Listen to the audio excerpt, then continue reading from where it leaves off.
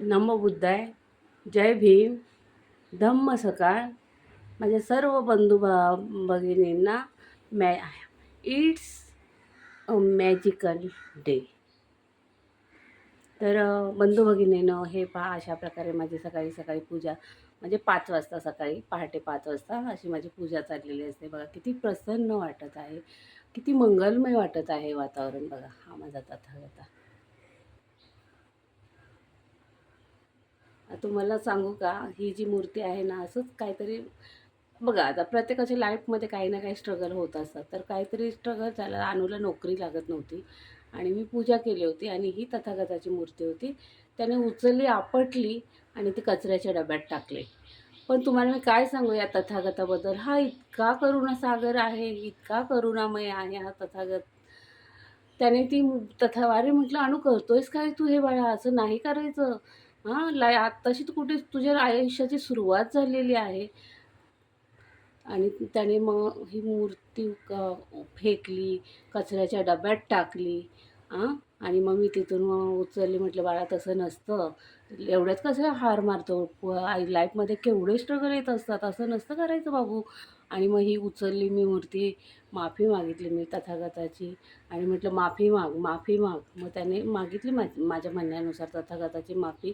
आणि बंधू-भगिनीनं दुसऱ्या दिवशी व्हिओमध्ये MBA झाल्यानंतर दुसऱ्या दिवशी व्हिओमध्ये टीम लीडर म्हणून माझ्या अनिकेतला नोकरी आली आणि सुरुवातीला तिथे सॅलरी त्याला होती 25,000. सांगा. हं? किती प्रेमळ आहे हा माझा तथागता, किती प्रेमळ आहे. आणि हाच अनु आज या तथागताची एवढी पूजा करतो, एवढी ध्यान साधना करतो, काही विचारू नका. त्याला तथागताशिवाय जराही करमत नाही. ठीक आहे, अल्लड होतं, मॅच्युअर्ड नव्हता, पण तथागताने त्याला माफ केलेलं आहे. तर असा हा माझा तथागता प्रेमळ आहे, खूप प्रेमळ आहे. तर मग मला त्या तथागताशिवाय जराही करमत नाही. 4:30 वाजले की मला जाग आलीच पाहिजे. मी जरी 2 वाजता जरी झोपले तरी मी 4ला उठणारच आणि माझ्या तथागताची पूजा म्हणजे जेवढे सकाळी सकाळी आपण तथागताची पूजा करू तेवढं खूप चांगलं असतं, असं माझ्या दादाने मला सांगितलेलं आहे.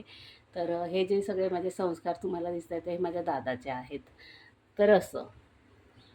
तर पहा किती छान मी पूजा मांडलेली आहे. खूप प्रसन्न वाटतं हो घरामध्ये, अतिशय प्रसन्न वाटतं.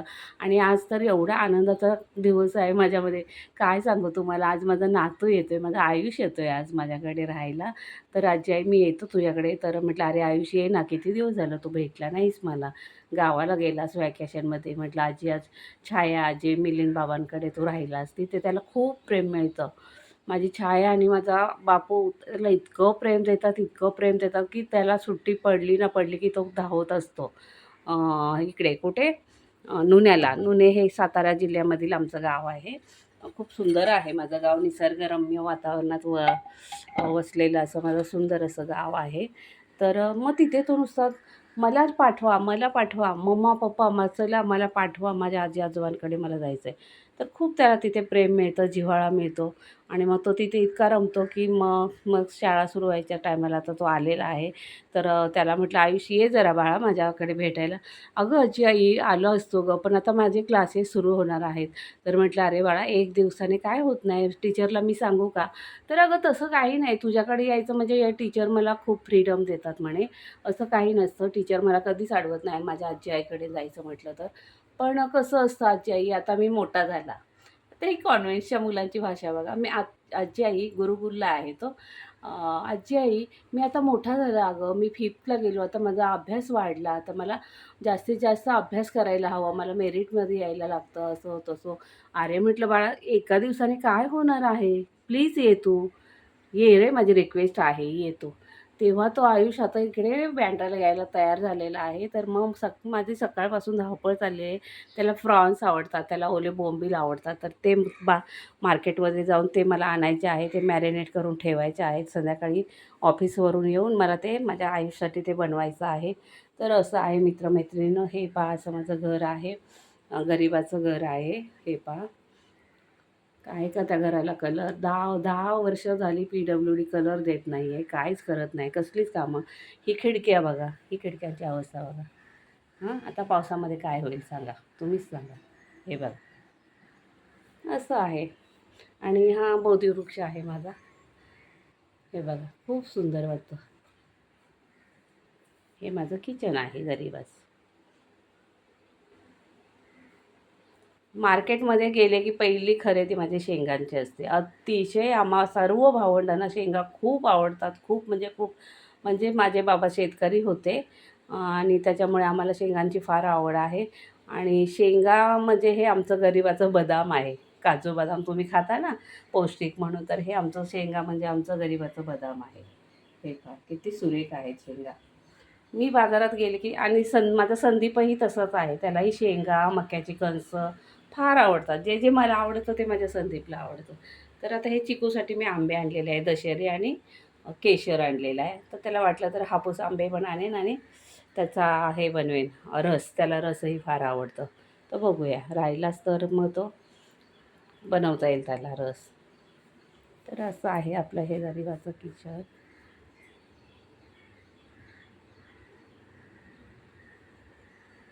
कसं वाटतंय?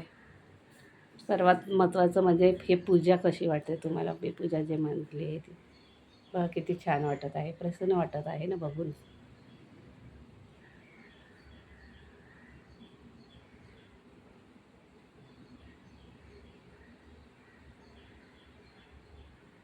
हे बघा किती कलर उडाला आहे. अजिबात कलर काढून देत नाही. जाऊ दे आता काय बोलणार.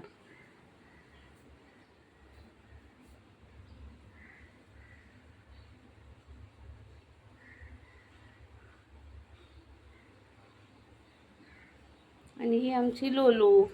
लोल्या, ए लोलू, काय करतो बाबू तू? काय करतो शोनी? ए शोनी, रुसली बहुतेक लोला. लोलाला लगेच वाईट वाटतं आमच्या.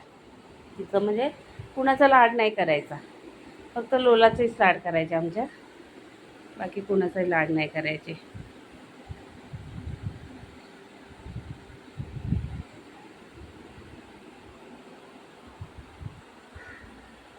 पॉझिटिव्हिटी. ही मूर्ती किती सुरेख आहे बघा.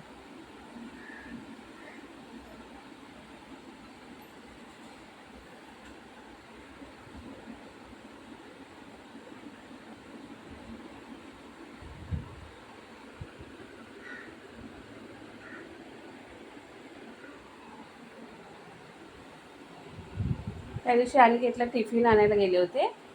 त्याचा टिफिन खराब झाला. म्हटलं त्याला एक छानसा नवीन टिफिन घेऊया. तर ही फ्रेम बघता क्षणी मला फार आवडली, तर मी घेऊन आले ते घरी.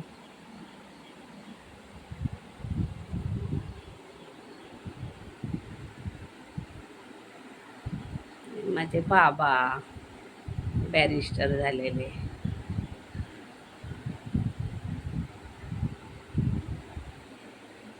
बुद्ध ही बुद्ध है, बुद्ध ही चारों तरफ बुद्ध ही बुद्ध है, बुद्ध ही बुद्ध है. कथा कथा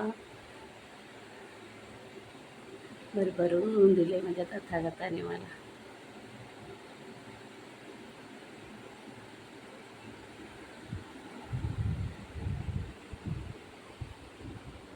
हा बघा बाहेरचा परिसर.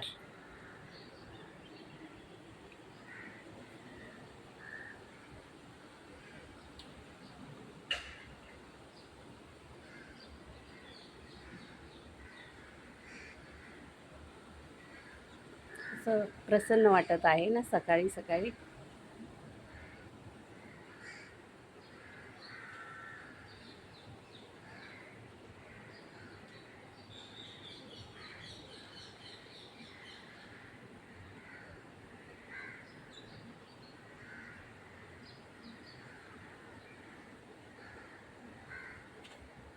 माझा बोधिवृक्ष बघा कसा खोफावला आहे.